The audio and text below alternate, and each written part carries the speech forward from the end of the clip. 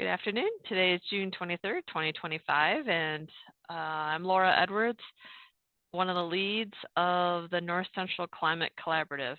Here on our webinar today, we're happy to welcome Dr. Martha Durr from Nebraska Indian Community College. Here in our climate circles in the North Central region, we've known Martha for quite a while, as she held a previous position at University of Nebraska in Lincoln. And I have known her for quite a while, previous positions up in Alaska over the years that I've been involved with climate services. So we're really excited to have Dr. Durr with us here today. As she goes through her presentation, we'll take questions through the Q&A. So you can submit those to us through the Q&A, and we'll hold those till the end just because it's a little easier to manage so we're not interrupting the presentation. So, but certainly I'll allow Martha to begin. She is the climate faculty, or a climate faculty at Nebraska Indian Community College, and she'll explain a little bit more about what they're doing there with Indigenous perspectives on environmental health. So Martha, take it away. And there is some information in the chat as well for everyone, so please pay attention to that. Thank you, guys. Great. Thanks so much, Laura. Thanks everybody for joining. It's great to be with you. I appreciate this opportunity. I hope everybody is doing well today. So I'm going to share the exciting work that we're doing at Nebraska Indian Community College. And I wanted to give just a little background on who we are as an institution and a little bit about tribal colleges, if that is a new program for you. Nebraska Indian Community College, we have 3 campus locations. We are located on the Omaha Reservation in Macy, Nebraska. We have a campus in South Sioux City and then in Santee, Nebraska on the Santee Sioux Nation. We've been around a long time. We were established in 1973. Some of you may be coming from land-grant institutions. We are also a land-grant institution established in 1994. We have grown significantly. We have doubled enrollment in the past 5 years. Currently, we're at around 800 or so students. We do offer a variety of course modalities, which serves our student population really well. So we have most of our coursework that is virtual and online. And again, we have 53 plus tribal affiliations. College. Roughly 80% are Native, 21%. I should all preface this by saying that I am a non-Native person myself. So we have broad representation for tribal affiliations. We are chartered by the Omaha Tribe of Nebraska and the Santee Sioux Nation. We have a history of those tribal nations on our website, and if you'd like to learn more about them, then I would encourage you to visit the following websites so you can learn more both about the Omaha Tribe and the Santee Sioux Nation. Our core beliefs, I thought this was important information to talk about for this webinar. Empowering students with tools for sovereignty and self-determination. And this idea of sovereignty and tribal nation building is going to come up again later in the presentation. Cultural preservation, continuity, and revitalization, that's a core belief of ours, as it is across tribal colleges and universities.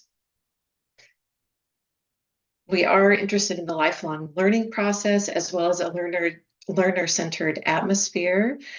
We have a very good ratio of students to faculty.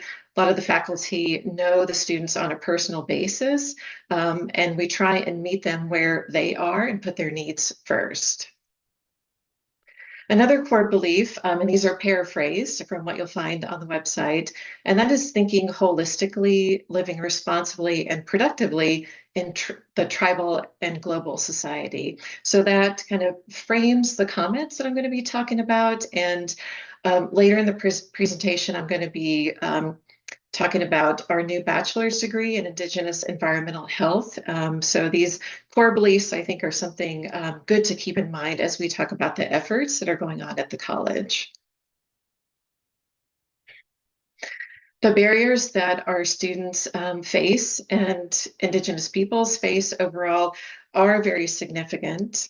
There's the intergenerational trauma from forced assimilation and relocation, broken treaties, the atrocities of boarding school, the disproportionately high rates of missing and murdered Indigenous peoples.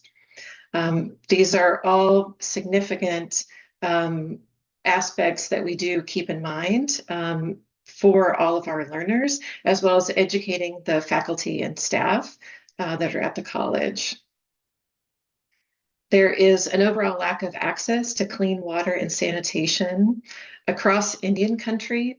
In the US, about 50% of Indigenous communities lack access to clean and safe drinking water as well as sanitation. We have high rates of poverty in Nebraska, Thurston County. That is where our Macy campus is located. That's the highest poverty rate in the state of Nebraska. We also face significant negative health outcomes that are disproportionately high.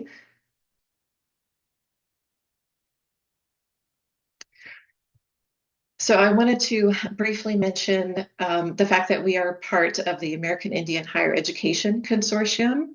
So there are two tribal colleges within Nebraska, so NICC as well as Little Priest tribal colleges. But we are part of this broader tribal college community. So there are currently 37 tribal colleges and universities around the US. So wherever you may be located at where you're coming from, there might be a TCU that's located near you. So I would encourage you to learn more about them and reach out to them. What is a core foundation of tribal colleges is personal attention to our students as well as cultural relevance, and that comes into play with language and cultural practices and that broader understanding. And in terms of TCU, there's a greater than $5 return on a $1 investment.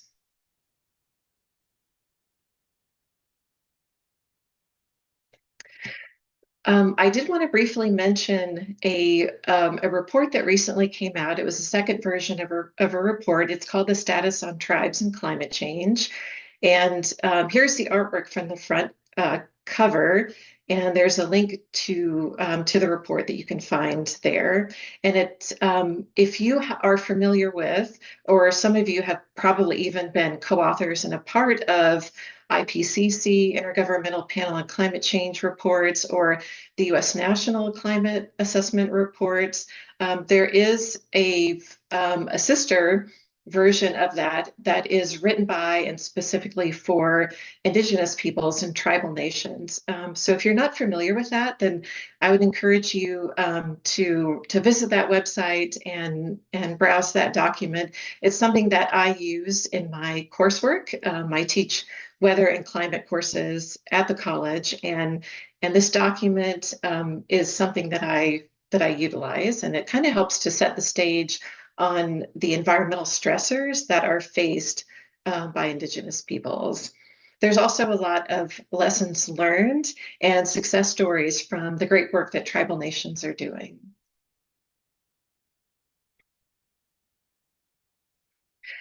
So throughout the presentation, I'm going to step through these different aspects, and this may bring to mind this idea of a nexus: food, energy, water, sustainability, or an interconnectedness between these different aspects. And this highlights the work that is outlined in the Tribal College Journal. So there is the URL for this article, and I can also put it in the chat later so you can have access to that. So an article that came out about our program and what we're doing in this space is Measurable and Meaningful Toward Indigenous Fuse, so food, energy, water, sustainability at Nebraska Indian Community College. So I'll step through these different points that are found here.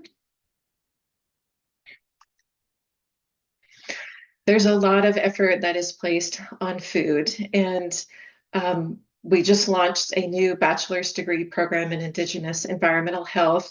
Food is a significant part of that. knowledge of food practices, access to food, this idea of food sovereignty, serving our community with food that is grown locally and distributed locally. That's a really significant part of our efforts. There is this focus on health and resilience as it relates to access to food. At our campuses in Santee and Macy, we have Three Sisters Garden practice, which some of you may have heard of. So it's the idea of planting corn, squash, and beans together so that they provide nutrients, shade, stability, that they grow in concert together, as opposed to growing them separately in monocultures. So this practice is highlighted at both of our campuses. We also have 2 operational greenhouses. They have been up and running since 2022, I believe. It is a great learning tool. One of my students has been a greenhouse assistant on campus, so it provides that opportunity for students to learn about growing their own food and these practices. The food is utilized by the college as well as distributed in the neighboring communities. Along with this, we are recently implementing aquaculture, so growing fish in these tanks and processing that locally. That's a new area that we are getting into. And our educational focus, so the coursework that goes along with this food sovereignty, is gardening work and making sure that the community members do have the knowledge and the capacity to grow their own food preservation. So we have different coursework that's focused on preserving food, drying food, processing the food that we do harvest locally. And then we also have community workshops that are open and available. Meals are often served at these workshops and provides community members the knowledge to understand how to grow food, nutritious food, safely.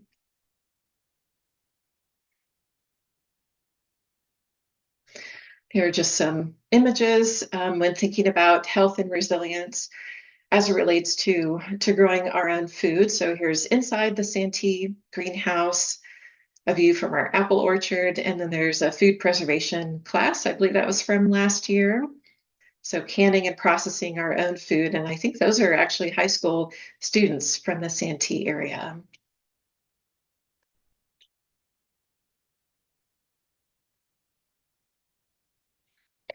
Food for the purpose of community and knowledge sharing and language revitalization. That's also a big component and focus of the college. Here is an advertisement for an event that I happened to attend. It was in March of last year. And so we're bringing the Native Language Studies and department together, inviting elders from the community and serving and sharing a meal.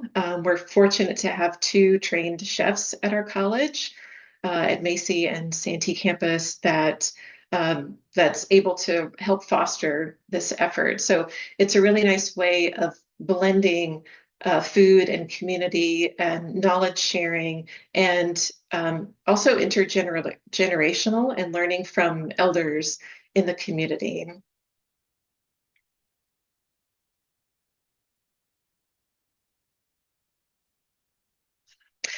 I'm going to highlight just a few student projects. So I happened to teach a course in the spring. It was called Student Success Strategies. It's something that every student at the college does take. There was a student in taking this class. She was also taking a food preservation class. And part of this course is developing a service learning project. So we turned this idea into action, and her idea was, let's develop and make and distribute nutritious food baskets to all the elders of the Santee community, which there are 85. And so that's what she started in the spring, and she's doing throughout the course of the summer, and these baskets will be distributed in the fall. It is utilizing food that's locally grown and produced on campus, as well as using food that's part of the commodities program that is distributed, a USDA program that's provided to different tribal communities. So it's utilizing locally grown and freely available food.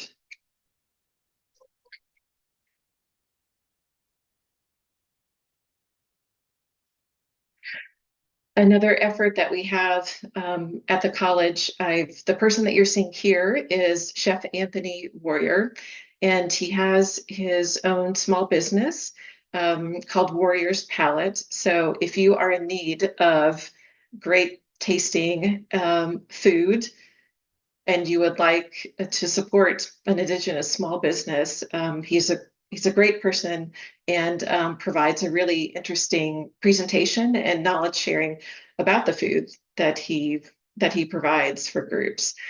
He is the director of Indianpreneurship, and through this, he does offer workshops to attendees of the college as well as community members to support tribal nation building and increase resilience through his efforts. So here there's articles written about him, and so I've included an image and the URL from a recent article out of the Flatwater Free Press. So I would encourage you to, if you want to learn more, to read up about Chef Anthony Warrior.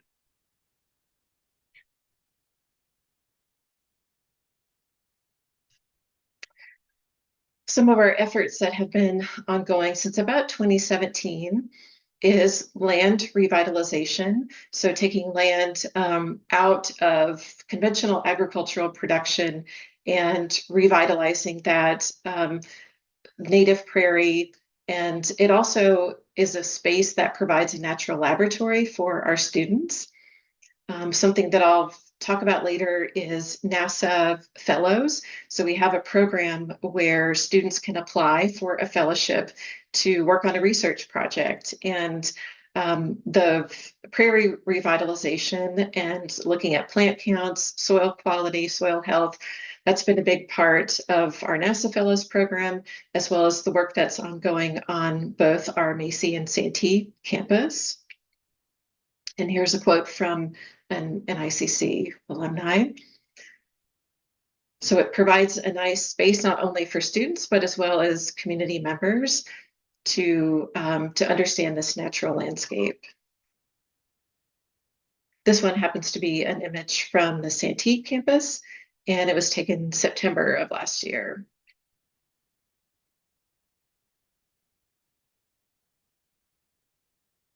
We are also implementing monitoring, various types of environmental monitoring. So here you see our NICC Student of the Year, Rosalind Grant. She is helping to install a weather station on the Santee campus. She was an AHEC, so American Indian Higher Education Consortium. They have a summer climate resilience internship program. She was involved in that last year. So she helped us put up a weather station, and there you see her standing by her accomplishment there. Previous to this, there had not been westernized, systematic environmental observations taken. So that's something that we're trying to change and to implement across our campuses, as well as broader sovereign nations as they so choose.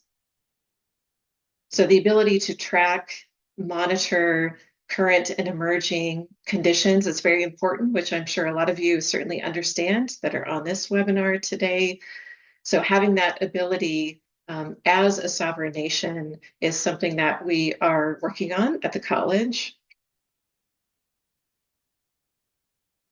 And I just illustrating some data that we took after the station was installed in July of last year. You're looking at some hourly heat index conditions. We just went through a heat spell in the Central Plains here. Heat events are going to be worse and stronger and a significant environmental stressor facing all of us. So the knowledge to understand how hot it's going to get is important.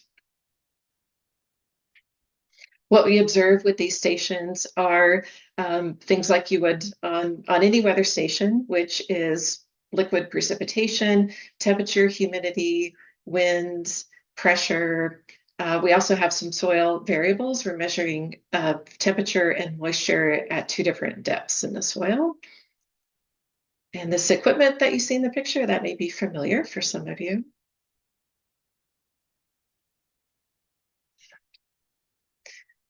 We had a member of the environmental department with the Ponca tribe of Nebraska.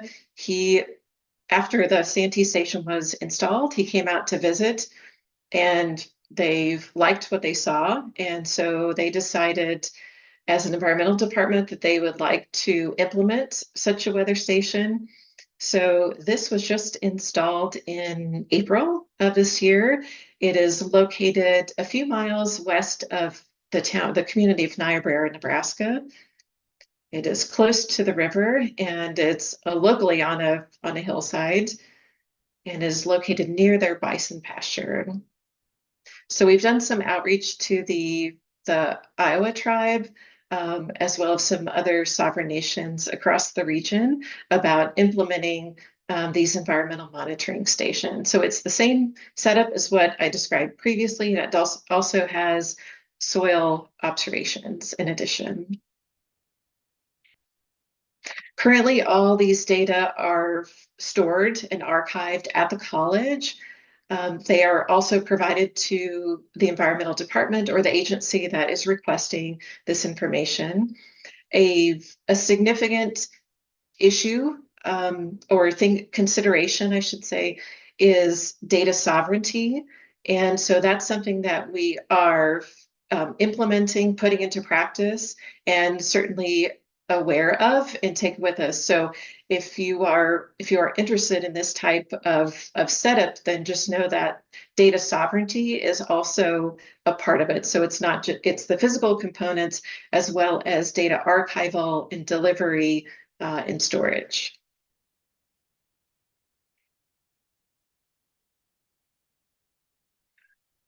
One of the outcomes or things that we're doing with this data is we have a climate summary. At this point, it is specific to Northeast Nebraska, and you can find other types of climate and drought summaries. There are some covering larger geographies. This one that we have worked on that has been in place for a few years, it does specifically highlight conditions that are within the boundaries of Northeast Nebraska. Ours does incorporate some native language, and comes out once a month. Here's a view at the November 2024 front page. It summarizes the information from the environmental monitoring stations that you just saw, as well as other data that you're probably familiar with, such as regional climate center data, drought information, hydrology information, as well as a seasonal outlook. So what's coming up for the next season? And if this is something that you are curious about or interested in, then you can send me an email there. Another idea that we're implementing is to provide a space for the NICC community to come together to learn about these observations, to understand hazards coming up in the upcoming season, and to have a conversation about the impacts that are being felt around the region.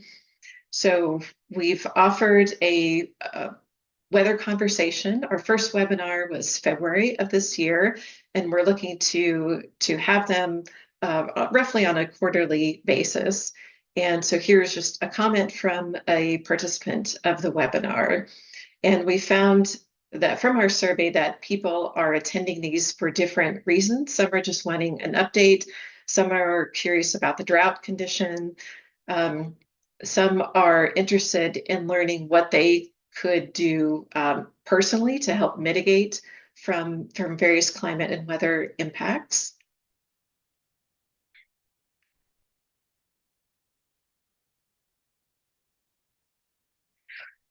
And a student project that is related to this effort is something that I wanted to highlight from our student Jamie Santozzi. I taught understanding and observing weather in fall of last year. And what she had put together for her final project, which what I had asked the students to provide was either a personal perspective on some aspect of weather or climate change, or how they have seen their environment changing and shifting over time, or to interview a community member, an elder, and ask those same questions. And so what Jamie provided was her perspective, which utilizes Dakota language, and it is in the view or in the format of a circle. So it's a seasonal wheel that represents conditions in a continual way. So rather than a linear perspective of how other cultures might think of these different seasons, viewing it as a seasonal round is what she provided and wanted to share. And so I just wanted to highlight her work.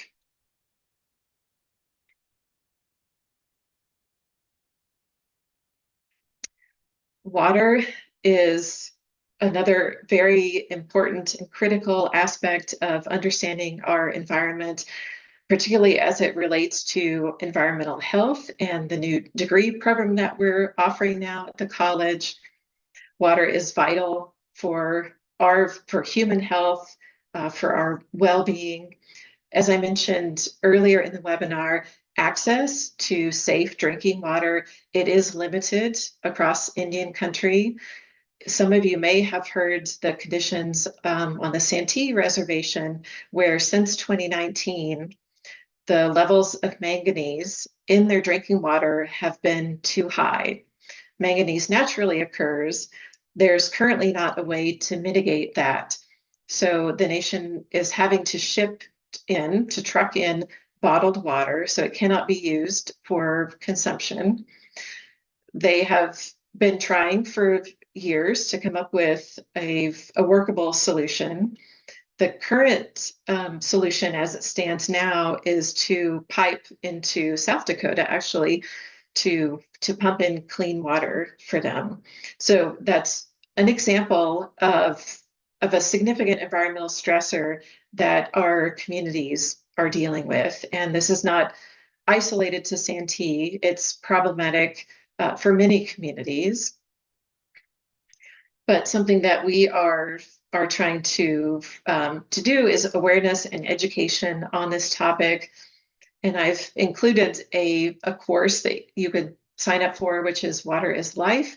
That is one of our new courses that are available in our Indigenous Environmental Health degree program. I should mention that our laboratories at the college, we are boosting those and implementing more the capability for students to do more hands-on work in this area in regard to water and other aspects as well.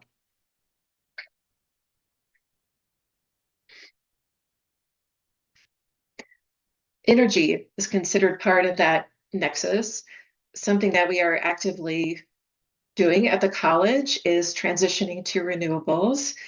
Currently, renewables meet 35% of our energy requirements. They have been in place for about 5 years, I believe. So here's the solar array at Santee. There is a similar array that's at the NICC campus.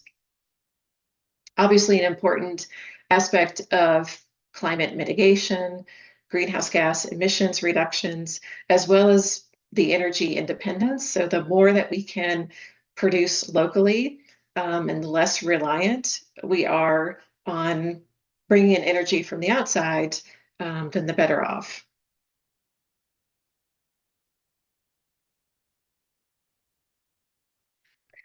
Health is another significant area of focus. It's out of my specific area of expertise.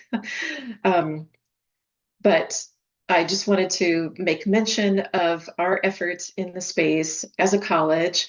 Some newer faculty have been hired. Actually, the entire math and science department has grown significantly over just the last few years. We focus on from the micro scale to the scale of public health and things in between. So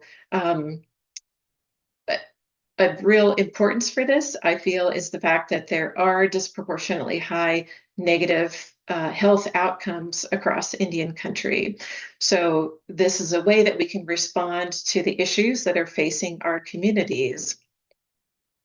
And central to this is our new degree. This is our second bachelor's program at NICC, and our first is a BA in business administration, and our second is a bachelor's of science in Indigenous Environmental Health. It launches this fall. So if what I'm saying piques your interest, or you have people that you think might be interested, then I would encourage you to let them know about this new program. And our environmental health program, it looks at not only human health, but health of our environment, as well as that interconnectedness. So it would be a more comprehensive, a more holistic environmental health program. And I believe it's the first of its kind in the US, this Indigenous Environmental Health. There's the URL that will give you guided pathways for this. And I've put some coursework there at the bottom. And the reason for me doing that is to highlight the fact that what separates this environmental health degree from something that you may get at another institution would be the fact that these are the courses that you see there are all requirements for the bachelor's degree. So there's a native language component, Native American studies, tribal nation building, having an understanding of what that is, tribal government and politics, as well as federal Indian law and policy. So those are some of the additional core coursework. There is an introduction to environmental health that I happen to be teaching this summer session. I'm going to be teaching it in the fall. We have environmental health management and planning, recreational health, ethnobotany. Those are just some of the courses that are included in this new Bachelor's of Science major. So we're very excited about this program. It's a big step for our college to grow from associate's degrees, which we have about 8 associate's degrees, into the space of bachelor's degree.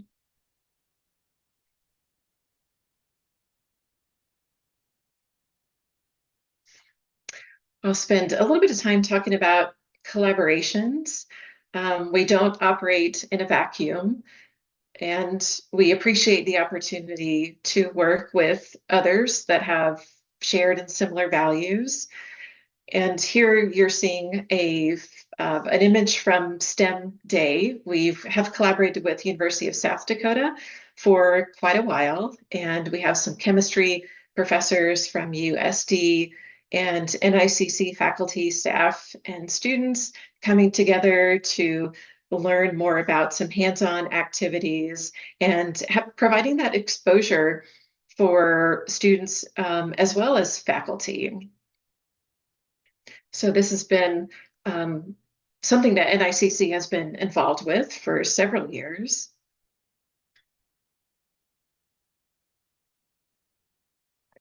We work in collaboration with Platte Basin Time Lapse. They are a group of storytellers. They operate out of the University of Nebraska and share the story of where our water comes from. That was their origin. And here you see a close-up look at one of their time-lapse cameras.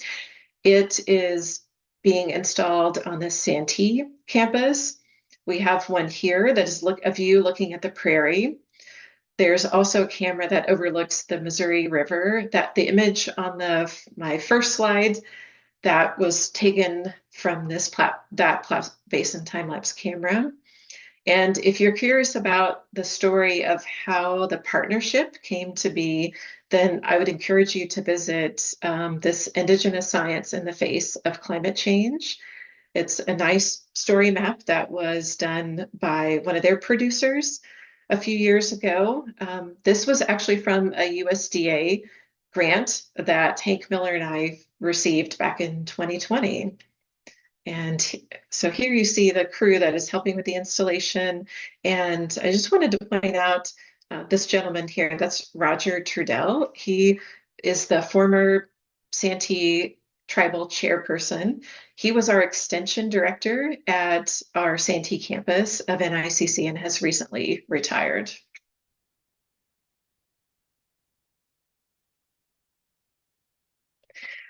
I should mention that Platte Basin is the one who provides graphic design and distribution for our monthly climate summary updates. So we continue to work with them.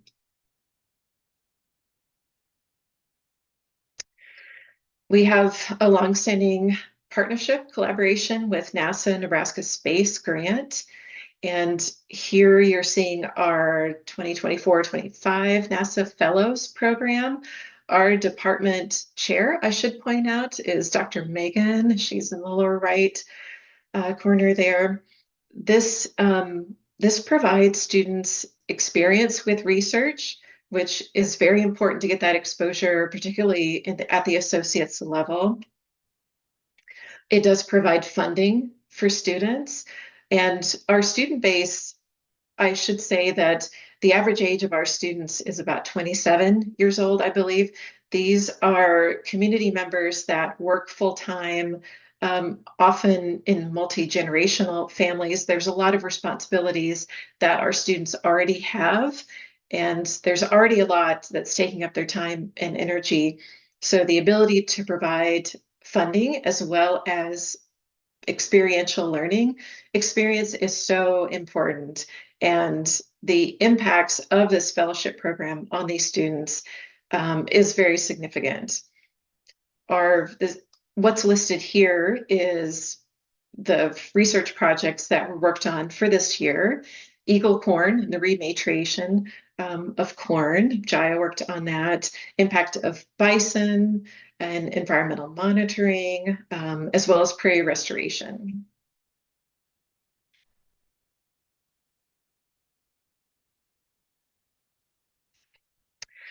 NICC is also a co-lead on the new Midwest Climate Adaptation Partnership Program.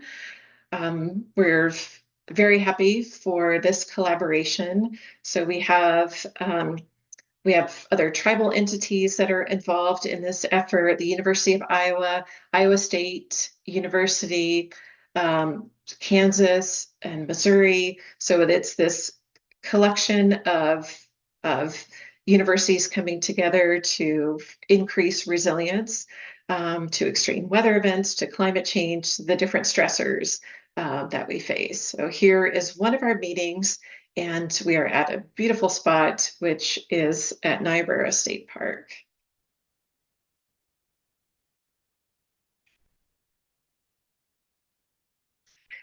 And lastly, I just wanted to offer some suggestions, or if you are new to this space or to working with tribal colleges or tribal organizations, some things to maybe research if you would like, or to keep in mind is that, and one of them is perhaps going beyond a land acknowledgement. And this is something that many universities have published on their website.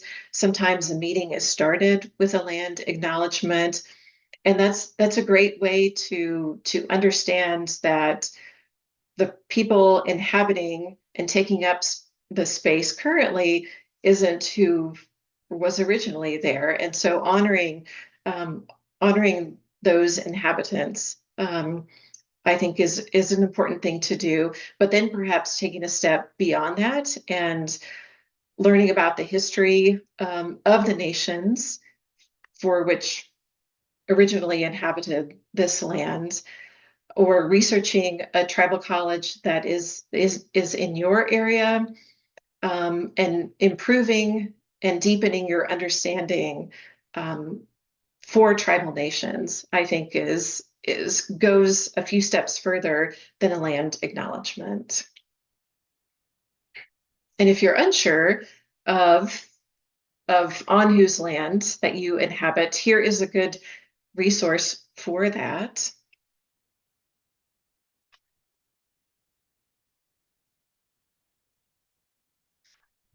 Another effort that I would encourage you to learn more about if you don't already, and that's Native Nation building and Indigenous governance practices, and what does this mean and how could I best support this effort. The Native Nations Institute out of the University of Arizona, they have offered training at NICC, and we offer courses in Native Nation, tribal nation building. So if that's something that piques your interest, then I would encourage you to visit this website, learn more about it, and deepen your understanding on this.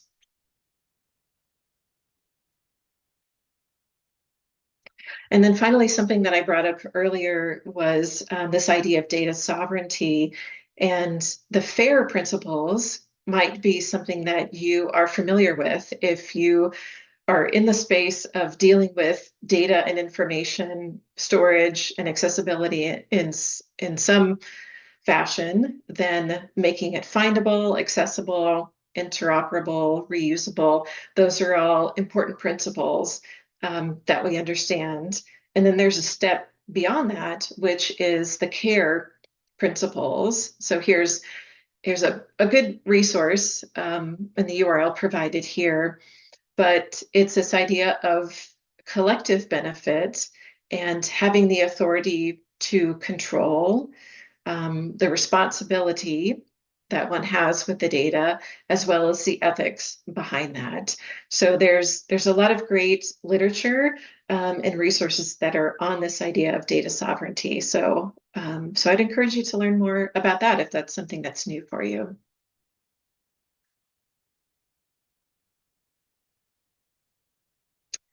And with that, I will end there. Here is an image of the Earth Lodge, which is located at the Macy campus. And there is how to contact me. And thank you very much. I appreciate you spending time with me this afternoon. All right, thank you, Martha. Great presentation. I saw some hearts and some clapping hands throughout your presentation. So I think you have some great information there that's new to a number of us. We do have a few questions in the Q&A, and I encourage folks here to continue to drop those in the Q&A as we go through this question and answer period. The first question goes really towards the beginning of your presentation, Martha, about the land grant institution and where you think the number of the $5 return per dollar of investment came from. I don't know if that's your number or if you found that somewhere.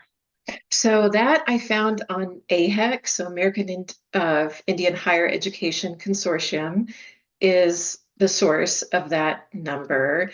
I will have to see the reference for that. So it was not mine or not the college's, but it was something that the consortium has generated. So that's a good question, but I can find the source for that. Okay, great, thanks. Next question. So about the research that the students are conducting, do the students learn to write research papers too on the research they conduct? And if so, could you please share some more information about that? We do offer technical writing. That is one of the core requirements for the Associates of Science degree as well as the bachelor's degree. So there's specific coursework for that. And then for some of the environmental health coursework as well, there are some writing requirements that are implemented in that. So other than that, I could, whoever's interested, I could certainly provide the course number for that technical writing course, but that is what's offered at the college currently. All right, thank you. I did write down the name of that person so we can follow up later if you have that.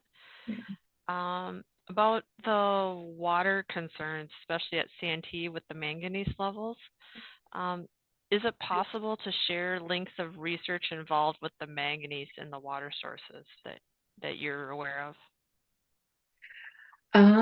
Yes, I can gather that. It's not something I put in the presentation, but I can certainly gather that and provide that for you. So recently we have had discussions among our environmental health group at the college in terms of writing a grant to have equipment on campus so we can continually be testing the quality of our water. So that's just conversations that we have had among our group, but I can certainly provide some background in terms of those manganese levels. There are some media links that I can share, but I believe there's also some numbers behind that I can also provide. Mhm. Great, great, thank you. And the last question we have in the queue right now is regarding, would you be interested in planting biomonitoring gardens to track air pollution? The Ozone Garden Network has resources to help folks get these gardens set up if you're interested. Interesting. Yeah, I think so that's new for me. I'm really not aware of that effort. So certainly something worth looking into. And air quality is something that students and community members bring up, and the environmental departments among the tribal nations do have an air quality program. So I would think it would be of strong interest to the area for sure. Mhm. Yep. So yeah, Emmy, I believe asked that question. So you can email Martha directly, or we'll share your information with Martha as well, since we have that in the registration. So that was our last question at the moment. I think we'll keep it open. If anyone else has any questions, please write those into the Q&A.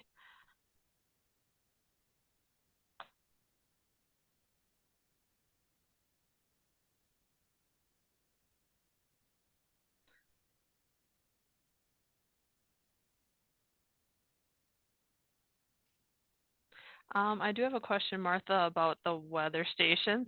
And looking at drought monitoring in particular, with my work, at least in South Dakota, I know the tribes have tried to work hard to have their voice heard in the U.S. drought monitor process, as that triggers a lot of drought disaster programs through USDA in particular. Is there a way or any thought towards getting those data or some drought, comments, impacts available to the drought monitor folks so that that information is incorporated from tribal lands? Yeah, I have thought about that. And I think not only the direct observations that are taken, say, of soil moisture, but there's a lot of attention to how the landscape looks. There's a lot of physical indicators as well as condition reports, I would call it. That could be compiled, and perhaps those climate summaries would be the mechanism to do that.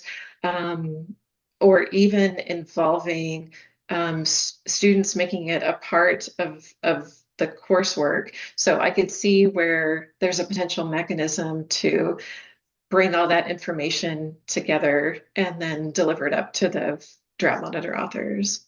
Mm-hmm. Yeah. Yeah, I think that's a great opportunity to have students engaged too as well. Yeah. We just got another question in the Q&A about student job potential. Once they graduate from your program, I guess what kind of job do you think they're eligible for, or what kind of job market you're trying to target with your program? Yeah,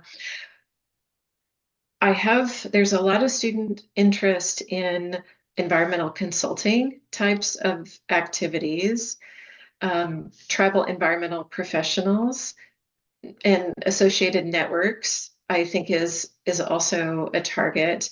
And there's also a strong interest in food sovereignty, things that are related to designing food systems, seed saving, and working with communities to increase resilience as it comes to food.